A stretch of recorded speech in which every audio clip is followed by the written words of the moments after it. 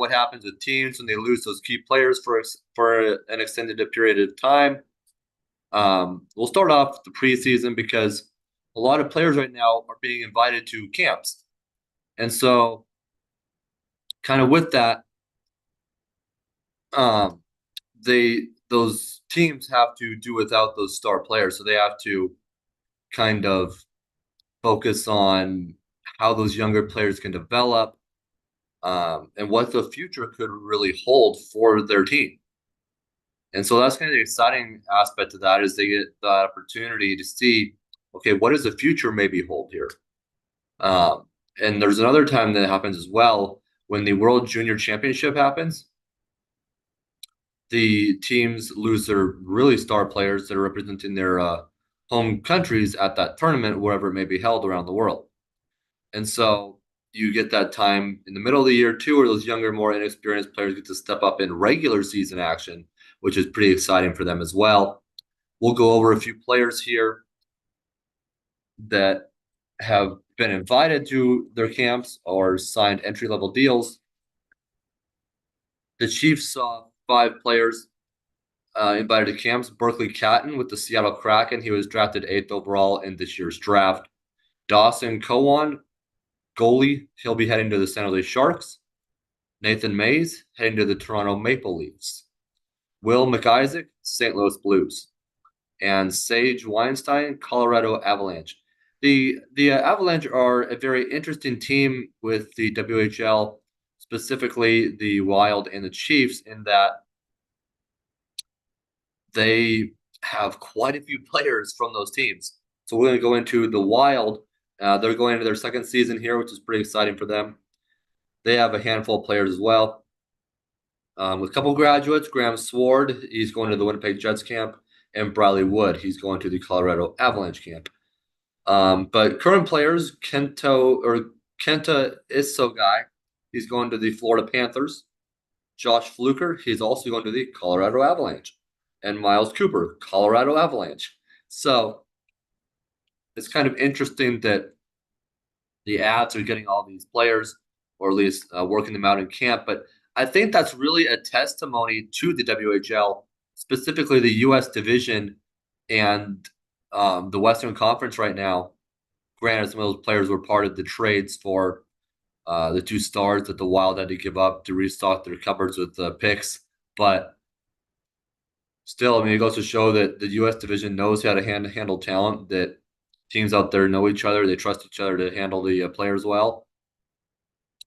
But I think it also speaks for how competitive the U.S. division is going to be this year.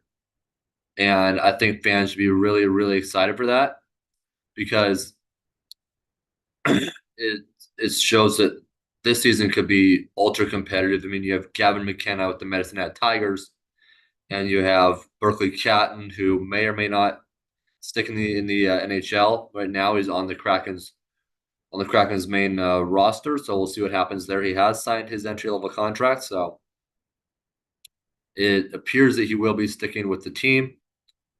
But as for everybody else, we'll see there.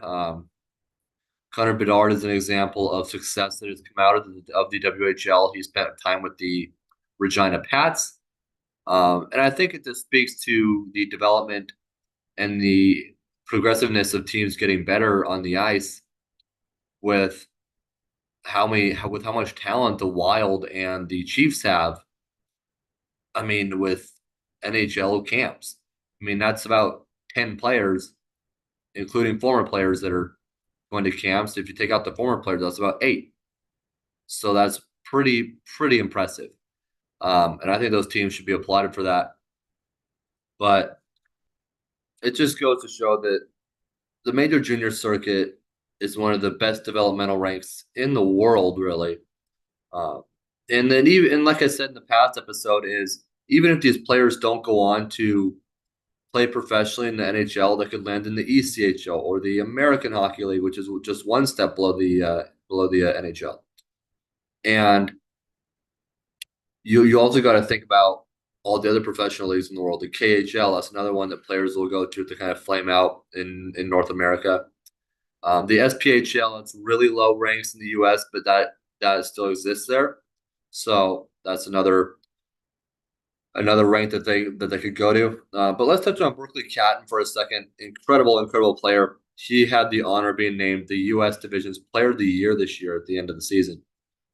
He joins elite company of Sidney Crosby, Bedard, and Patrick Kane of being the only CHL skaters to put up 50 or more goals and 115 or more points in their draft season this century. And I mean, we've had players like Oliver Bjorkstrand, but I mean, Berkeley Catton is right up there with these guys. And Bjorkstrand, props to him, still in the NHL, a key player for the NHL Seattle Kraken. That's just more talent. I mean, you look also at the National Predators, who they just traded away a couple. Ryan Johansson, he's been kind of bouncing around these days, but he played with the Portland Winterhawks. Cody Glass too, that same franchise. He's now with the Pittsburgh Penguins, but I mean, you got to look at the National Predators recognize that talent. Just trying to figure out some teams here: the Kraken, the Blue Jackets, the San Jose Sharks with Luca Cagnoni. I mean, it just goes. The list could go on and on. So I think this is just a testament again to the major junior hockey level and how these players choose that rank to develop their skills and hopefully pursue professional careers. I will see you next week.